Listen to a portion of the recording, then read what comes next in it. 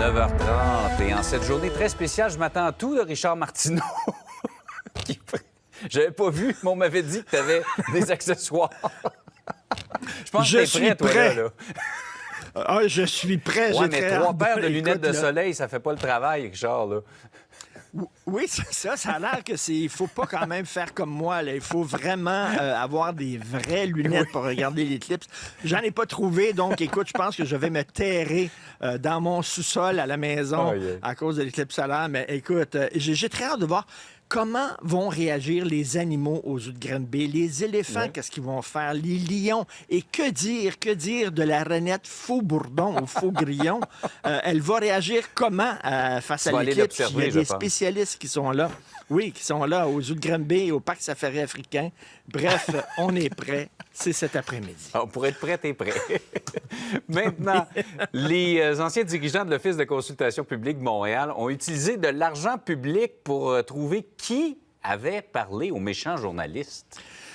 Ben c'est ça. Alors, on sait que le bureau d'enquête avait sorti les fameuses factures parce que là-bas, à l'Office de la consultation publique de Montréal, quand on se rencontrait au restaurant, c'était pas chez Lafleur ou chez Normand Patate, hein, c'était dans des grands restos. Il y a même ce fameux souper d'huîtres avec beaucoup de vin en France.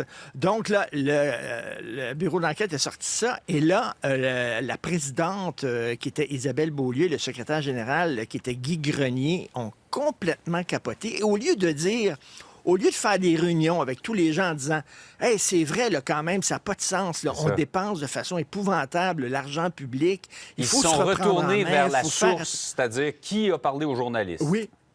Exactement. Ils ont dépensé leur énergie et ils ont même fait appel à un cabinet d'avocats, là, 11 000 pour gérer la crise et pour savoir comment faire. Ils ont même voulu empêcher les gens du bureau d'enquête d'avoir accès à leur contrat de travail. Donc, ils ont mis du temps, de l'argent et de l'énergie, pas à changer la culture de l'organisme, à trouver qui avait stoulé et qui avait parlé aux journalistes. La même affaire que l'UPAC. Souviens-toi, avec l'UPAC aussi, c'est la même chose.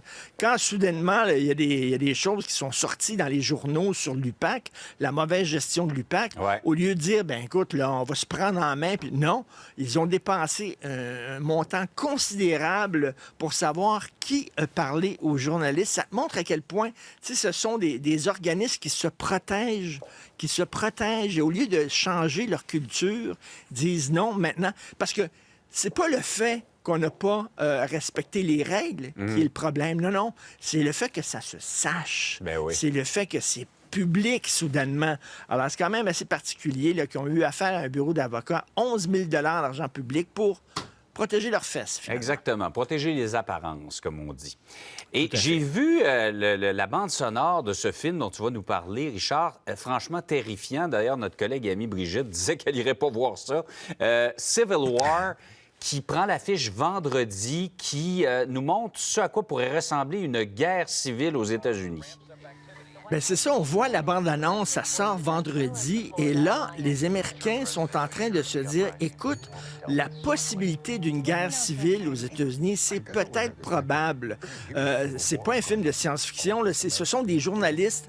Il y a une guerre civile qui éclate aux États-Unis à cause de la polarisation, et là, ils se promènent aux États-Unis pour enquêter sur ce qui se passe exactement là-bas.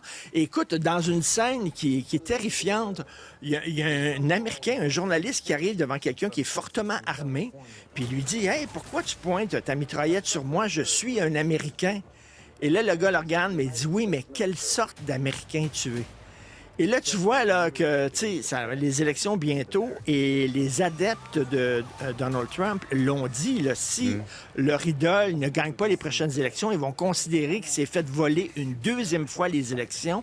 Ces gens-là se considèrent comme de vrais patriotes qui défendent leur pays, qui a été pris en otage, disent-ils, par une élite décadente et corrompue. Donc, ils sont prêts à tout, ils sont armés jusqu'aux dents, ils sont radicaux.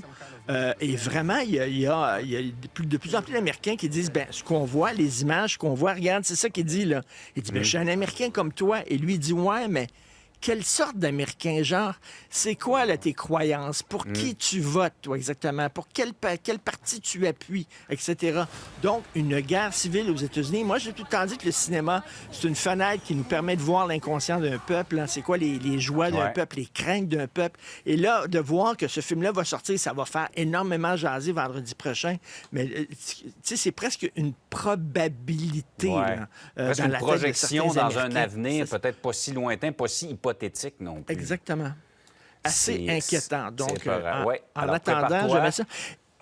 Et ça, tu vois, ça, c'est les lunettes que les gens de la CAQ portent lorsqu'ils voient l'éclipse, parce que Paul Saint-Pierre Plamondon est en train d'éclipser, tu comprends?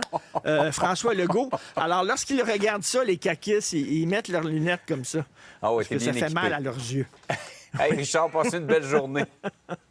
Salut, bonne journée tout le monde. Ouais.